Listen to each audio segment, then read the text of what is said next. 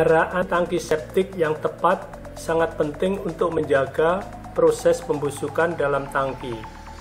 Pemeliharaan tangki septik rutin tidak hanya akan menyelamatkan Anda dari pengeluaran banyak uang, tetapi juga akan membantu membuat lingkungan hidup Anda menjadi sehat, nyaman, dan aman.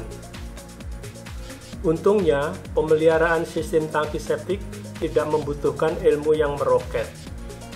Air limbah dari kloset, kamar mandi, hingga pembuangan air mesin cuci, semuanya mengalir ke saluran pembuangan air limbah dan akan berakhir di tangki septik.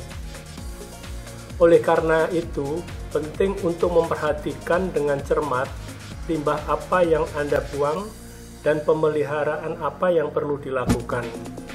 Berikut beberapa pertanyaan yang sering muncul. Apakah air dari kamar mandi boleh masuk ke tangki septik? Apa yang tidak boleh dibuang ke dalam tangki septik? Apa tanda tangki septik mulai penuh? Berapa lama tangki septik terisi penuh? Berapa lama tangki septik bisa bertahan tidak disedot? Apa yang terjadi jika Anda tidak pernah menyedot tangki septik? Bagaimana cara meningkatkan jumlah bakteri di tangki septik? Apakah cairan pembersih lantai membunuh bakteri tangki septik? Mencuci pakaian banyak memerlukan air. Berapa banyak cucian yang bisa dilakukan dalam sehari?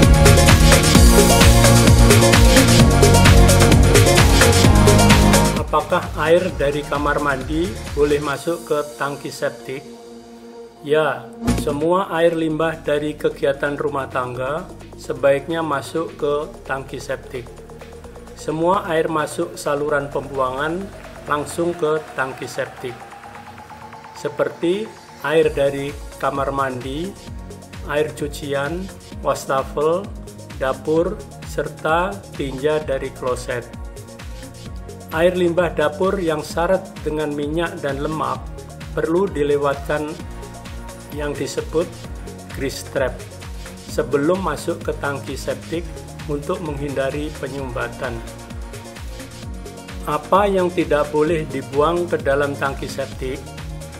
Jangan memasukkan puntung rokok, kertas tisu, tampon sanitasi, kondom, popok sekali pakai, plastik, ataupun bahan-bahan non-biodegradable lain ke dalam tangki septik.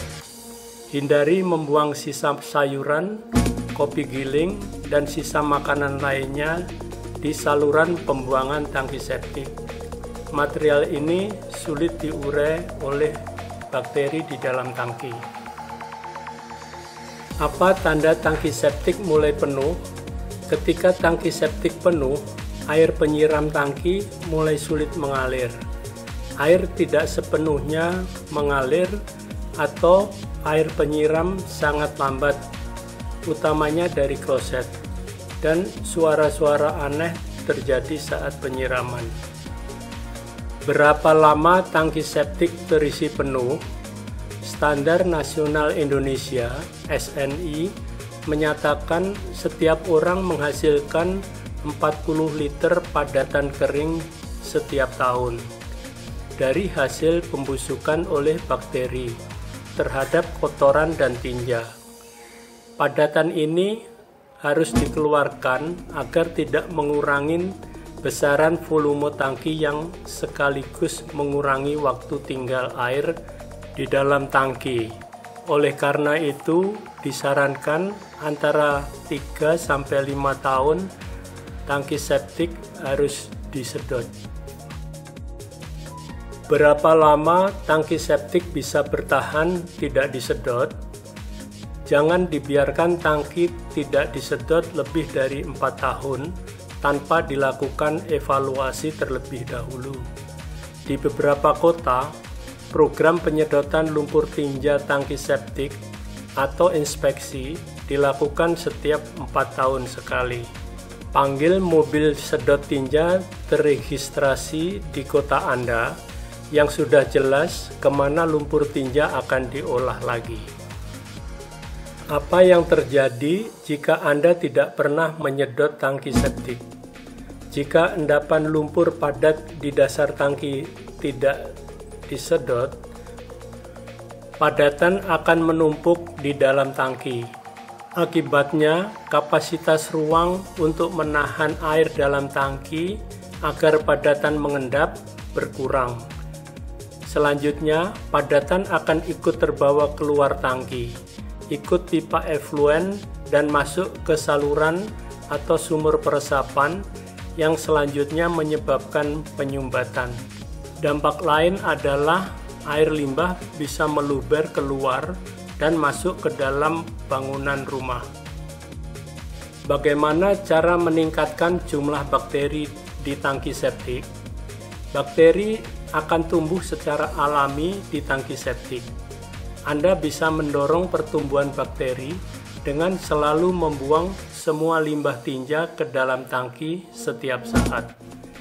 Bila mana seluruh air limbah rumah tangga dibuang ke tangki, mungkin diperlukan tambahan bakteri pengurai organik untuk mengimbangi cairan pembersih lantai yang ikut terbuang.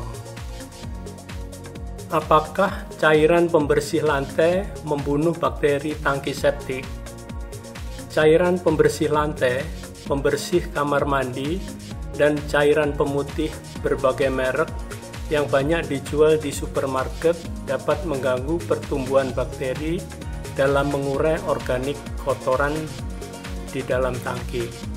Tetapi baking soda ataupun vinegar untuk membuat kue tidak membunuh bakteri. Oleh karena itu, jaga dengan baik proses yang terjadi dalam sistem tangki septik agar bakteri dapat bekerja dengan baik dan bisa lebih lama berfungsi. Mencuci pakaian banyak memerlukan air. Berapa banyak cucian yang bisa dilakukan dalam sehari? Air limbah tinggal di tangki septik perlu cukup waktu untuk mengendapkan partikel padatnya. Waktu yang diperlukan untuk mengendapkan partikel di tangki septik minimal 1-3 hari sebelum air mengalir ke saluran sumur peresapan. Berdasarkan pengalaman, setiap keluarga harus menghindari melakukan lebih dari 2 kali pencucian menggunakan mesin cuci tradisional per hari. Apakah tangki septik perlu mempunyai pipa lubang pembuang gas? Ya, setiap tangki septik harus dilengkapi dengan pipa lubang pembuang gas hasil pembusukan anaerobik yang terjadi di dalam tangki septik. Hasil pembusukan anaerobik menghasilkan 3 macam gas, yaitu karbon dioksida, H2S, dan gas metan. Gas metan sangat mudah terbakar. Gas H2S merusak dinding dan bahan bangunan. Ketiga gas ini sangat berbahaya bila mana tertahan di dalam tangki terlalu lama.